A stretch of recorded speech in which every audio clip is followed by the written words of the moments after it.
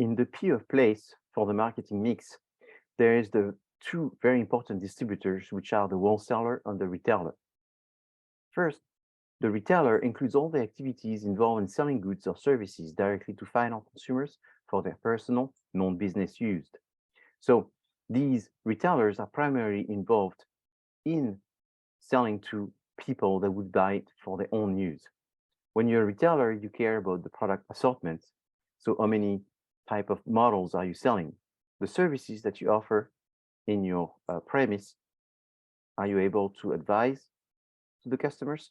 And then the store atmospheres, which means, does it look more high-end? Is it tidy? Is it a small location? Is it a large location? How many variations do you have?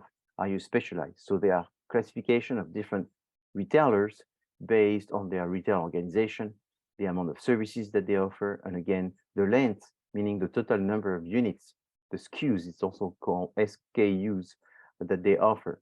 There's also a question of the pricing, which is based on the type of margin that they have. Some retailers will have a low margin, some retailers will have a high margin. So you can see, for example, a company that everyone knows, which is Costco, that would be a low margin type of retailer who is also considered a wholesaler, but that's sort of a very unique type of perspective that Costco has, sort of being hybrid. So what kind of retailer do you know? You know, the specialty store, department store, supermarket, convenience store, superstore. So there's many kind of variations of those retailers. And there's another one called hypermarket, which is 3 times, 5 times the size of a supermarket.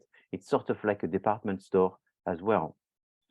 What is wholesaling? It are all the activities involved in selling goods and services to those buying for reselling the product or for business use.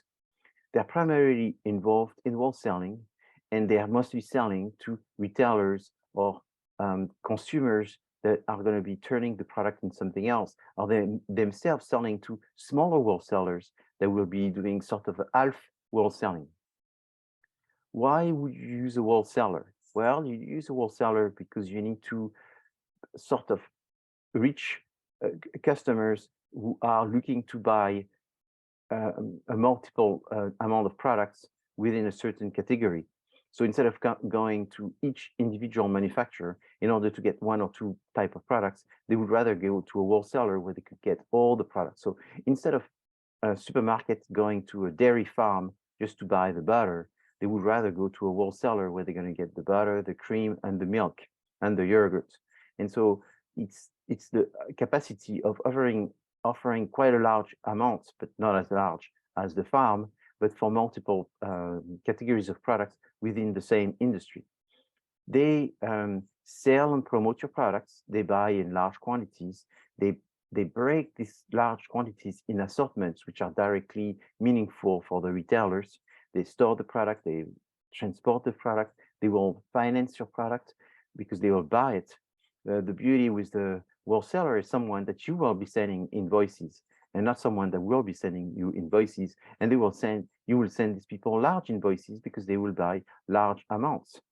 So it's going to be almost a manufacturer, a dream is to have the biggest wholesaler and have a wholesaler per territory. So that way they can have to be selling in multiple states or multiple countries by having a minimum of people that they interact with. That's great because it's sort of streamline what you're trying to do, but it's also dangerous because you may have less customers. So it's difficult for a manufacturer, but oftentimes that's what you do is you sell to these 15, 20 wholesalers, which represent hundreds of thousands of customers because their job is to bulk break to those markets, going down closer and closer to the consumers. They collect information about who's buying, what are the trends in order for you to look at these of innovation and eventually start thinking about what would be the next generation of products that you're doing. There are 3 types of wholesaler. There's the merchant wholesaler, which is independently owned business that takes title to the merchandise it handles.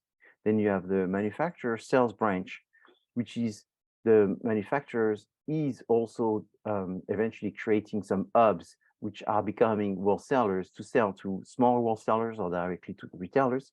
And then the third is the broker agents who do not take title of the goods, but they just perform a sales function between various intermediaries. So usually you talk to brokers who have a specialty of working with a large retailer, and they talk to large manufacturers, and they're saving time for the retailer to look for all of these manufacturers, because they look for brokers who are specialized in specific industry.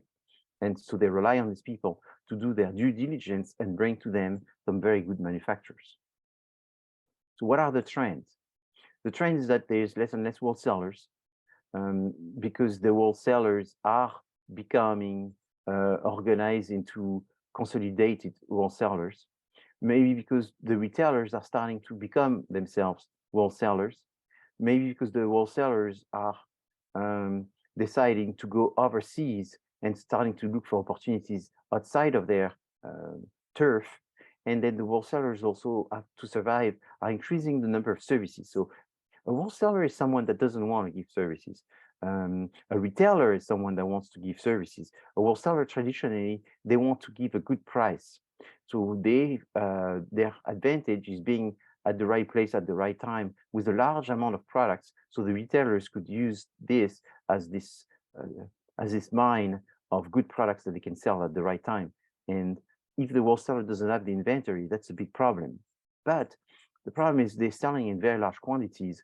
And so sometimes the retailers won't buy from them because the minimum order is too high. So one of the typical things is they reduce their minimum order in order to sell to many more accounts, because the wholesaler is sort of like the manufacturer. They want to sell to fewer accounts because it's easier to manage fewer accounts. But with crisis and economy, they may have to sell less products, and therefore they are more willing to give the services of selling multiple times through the year versus one time.